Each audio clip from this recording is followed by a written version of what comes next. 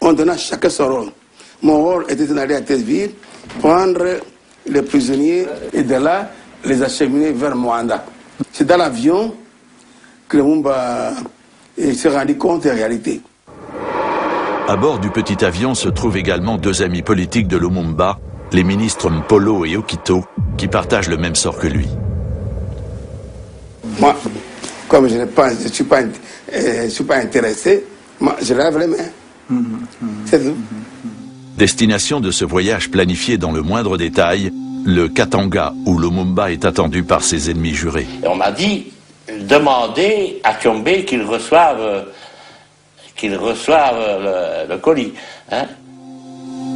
Pour envoyer ce message secret, le colonel Marlière utilise la liaison radio des services secrets belges. Tshombe reçoit également un télégramme du gouvernement belge lui ordonnant de récupérer les prisonniers. L'avion atterrit à l'aéroport du Katanga. Et nous étions présents quand Lumumba et les deux autres ont descendu de l'avion. C'était pas très beau à voir. Ils ont embarqué les trois personnes dans la Jeep. Et à ce moment-là, j'ai vu que c'était Lumumba que j'avais déjà vu avant l'indépendance. On lui avait enlevé sa barbiche, il était ligoté, par ça. Il était leurs trois. Le champ d'aviation était occupé par les casques bleus suédois, qui étaient là, qui ont suivi toute l'histoire. Les prisonniers sont emmenés dans la maison inoccupée d'un colon belge, la Villa Brouet, près de l'aéroport. Ils sont surveillés par la police militaire sous le commandement d'officiers belges. Qu'est-ce qui s'est passé pendant tout le temps que vous étiez là? J'ai eu plusieurs membres du gouvernement catalogués, dont le ministre de l'Intérieur, M. Munongo, qui a regardé Lumumba de bas en haut et de haut en bas, puis qui a caché par terre. Quand j'ai vu ça, je me dis, Lumumba est condamné mort. Vous n'avez pas de pitié avec lui, par exemple? Pourquoi? Il n'y a pas de pitié à avoir pour ce diplôme. C'est lui qui a emmené, qui a assisté mon roi. Ça vous a touché un peu? Touché, ouais, mort d'homme, ça ne laisse pas indifférent, mais enfin, certains, je ne... Non.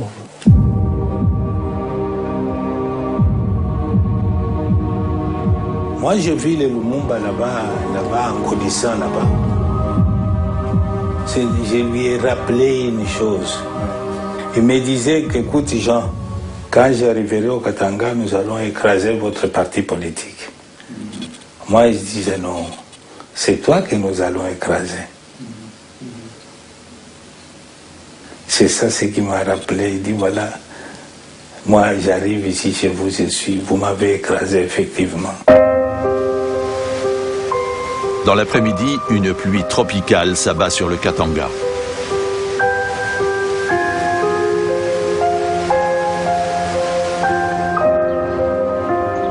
Ils voulaient tous le tuer, en disant si on ne le tue pas, on aura encore tous les ennuis. Ils avaient tenu leur fameux conseil de gouvernement qui avait décidé la mort de Lumumba. Ils avaient bu beaucoup pendant ce conseil, ils avaient bu beaucoup après. On les amenait à la présidence, chez Moïse. Ils faisaient, c'était le soir. C'était déjà vers 20h, 20h30. Et de la présidence, ils sont allés à l'endroit de l'exécution. 3 semaines plus tard, les journaux titrent « Lumumba et ses complices massacrés par des villageois ». Un mensonge parmi tant d'autres. Il faudra attendre plusieurs dizaines d'années pour que la vérité éclate au grand jour. Aucun des assassins ni des instigateurs du meurtre de Lumumba n'a jamais été poursuivi. La dernière lettre de Lumumba, rédigée en captivité. Je me rappelle souvent de la phrase dans cette lettre qu'il disait « À mes enfants que je laisse ». À mes enfants que je laisse et que je ne verrai plus, je voudrais dire que l'avenir du Congo est beau. Dites-leur que l'avenir du Congo, il est beau et il attend d'eux, comme il attend de chaque Congolais, d'accomplir son devoir sacré. Et il y en a même qui croient qu'il va revenir, hein. Mais là, il doit venir avec 2 dents de moins devant.